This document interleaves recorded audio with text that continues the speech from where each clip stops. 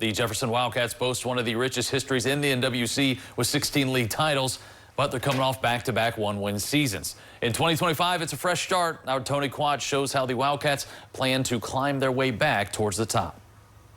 Countdown to Kickoff is brought to you by Metzger Financial Services. For the second year in a row, Jefferson finished 1-9 overall and last in the Northwest Conference. But for second-year head coach Alan Pullman, the record doesn't tell the full story as the 2025 Wildcats continue to work towards something bigger. I think the biggest thing we're learning is that we're building something pretty special here. We use the word brotherhood a lot for our program and with our guys, and building that just sense of a team spirit and coming together for one common goal rather than as individuals. We're as one group moving forward together.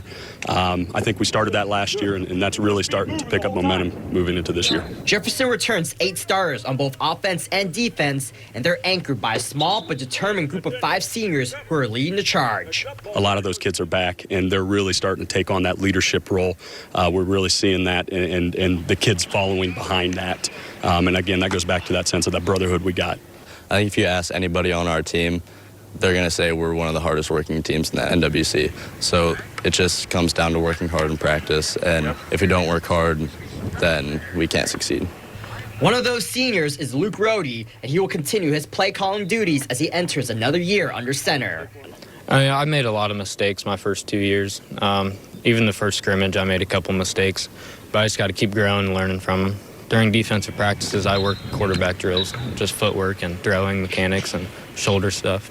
Get ready. He's a student of the game, and that really can make a difference, especially in high school football when you got a kid like that not only has the athletic ability, but also understands the game on a different level. In the last 3 seasons, Jefferson has only won 9 games total. While that may be discouraging, this year's 2025 team plans to use the past as motivation for the present and the future. That's a really small amount of wins for 3 years, but I think that we shouldn't be down on that. We should use that as fuel to push us, maybe get close to that many wins this year. We'll see what happens. It just motivates us to just beat everybody. It's just something that you don't forget, and when you lose so much, it just puts something into you that nobody really understands. Jefferson's non-conference slate will pit them against Evergreen, Parkway, and Paulding, and then they'll open up NWC play against 2 of the league's best in 2024, Bluffton in Week 4 and Columbus Grove in Week 5. We're going to go in there with confidence. We're going to try and play our hardest. 2 best teams in the conference probably. They've always been top dogs, but we're going to go out there and fight. We're going to approach them the same way we do week 1, 2, and 3. It's really focused on the process. And we believe that if you prepare and do the right things, the results take care of themselves. With heart and pride as their foundation, the Wildcats are embracing the challenge ahead. For Jefferson, the goal is clear: rewrite the story and prove they can compete. These kids have worked so hard in the offseason, and they've paid their dues, and it's time to get paid on that. I think you're going to see them coming out with a little more confidence, and I think that's going to result well for us on the field.